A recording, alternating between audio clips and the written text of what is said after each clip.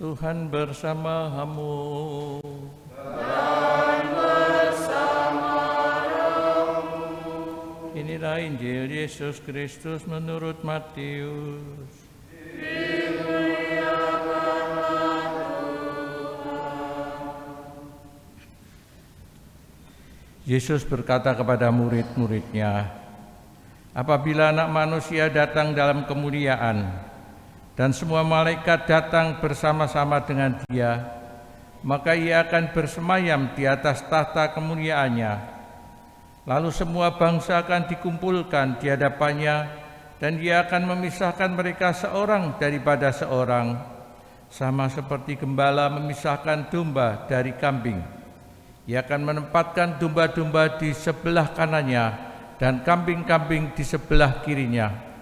Lalu raja itu akan berkata kepada mereka yang di sebelah kanannya, mari hai kamu yang diberkati oleh Bapa-Ku, terimalah kerajaan yang telah disediakan bagimu sejak dunia dijadikan.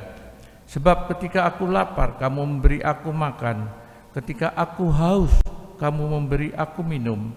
Ketika aku seorang asing, kamu memberi aku tumpangan. Ketika aku telanjang, kamu memberi aku pakaian. Ketika aku sakit, kamu melawat aku. Ketika aku di dalam penjara, kamu mengunjungi aku. Maka orang-orang benar itu akan bertanya kepadanya, Tuhan, bila manakah kami melihat Engkau lapar, dan kami memberi Engkau makan, atau haus, dan kami memberi Engkau minum? Bila manakah kami melihat Engkau sebagai orang asing, dan kami memberi Engkau tumpangan, atau telanjang, dan kami memberi Engkau pakaian? Bila manakah kami melihat Engkau sakit, atau dalam penjara, dan kami mengunjungi Engkau?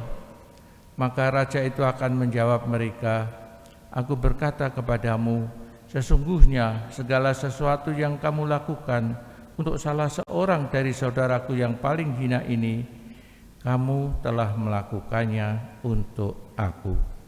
Dan ia akan berkata juga kepada mereka yang di sebelah kirinya, enyahlah dari hadapanku, hai kamu orang-orang terkutuk, enyahlah ke dalam api yang kekal, yang telah disediakan untuk iblis dan malaikat-malaikatnya.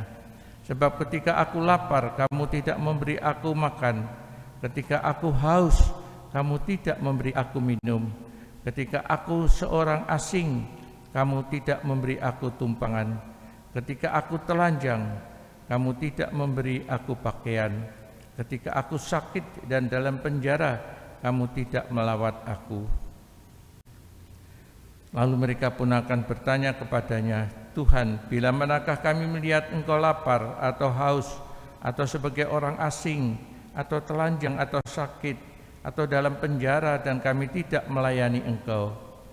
Maka ia akan menjawab mereka, aku berkata kepadamu, sesungguhnya segala sesuatu yang tidak kamu lakukan untuk salah seorang dari saudaraku yang paling hina ini, kamu tidak melakukannya juga untuk aku.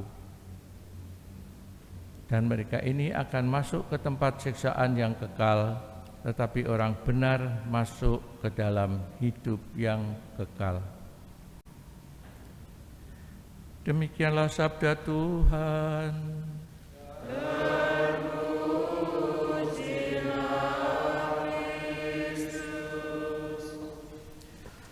Sangat jelas pesan apa yang disampaikan juga dalam bacaan pertama dari kitab Imamat, serta juga dalam Injil Santo Matius, yaitu agar kita mengasihi, mencintai mereka yang lemah.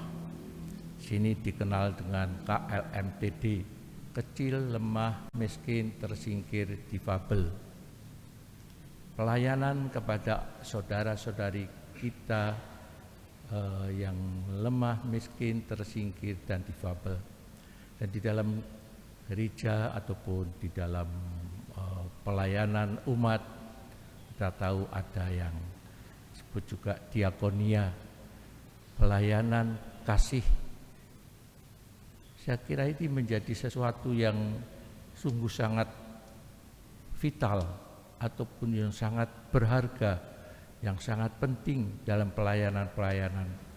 Sebagai lembaga di dalam gereja, kita mengenal rumah sakit, kita mengenal panti asuhan, kita mengenal panti jumbo, kita mengenal gerakan-gerakan karitas, kasih, khususnya kalau ada korban bencana dan sebagainya, selalu melekat di dalam kehidupan gereja. Dan saya kira juga tidak hanya melekat pada kehidupan gereja, tetapi juga dalam diri kita masing-masing untuk menghayati pesan-pesan Injil, baik dalam kitab imamat yang kita dengar ini maupun di dalam Injil. Itu semua karena keluar dari kasih kita kepada Allah. Kita ingat dalam hal ini Ibu Teresa dari Kalkuta yang meninggalkan sekolahnya, asramanya, dia terjun di dalam kehidupan masyarakat pada waktu itu, di mana kemiskinan begitu besar, pelayanan saat-saat kematian juga seperti tidak dihiraukan. Mati ya mati begitu saja, tetapi dia mau menghargai pribadi masing-masing yang menderita, yang sakit, dan bahkan pada saat kematian. Ini pelayanan kasih kepada Tuhan, bukan hanya pelayanan sosial semata, tetapi pelayanan hormat kita akan Allah yang Maha Baik. Marilah kita renungkan sabda Tuhan ini bagi kita masing-masing, agar kita pun dapat menghayati apa yang dipesankan dalam Injil dan dalam bacaan suci hari ini. Kita hening sejenak.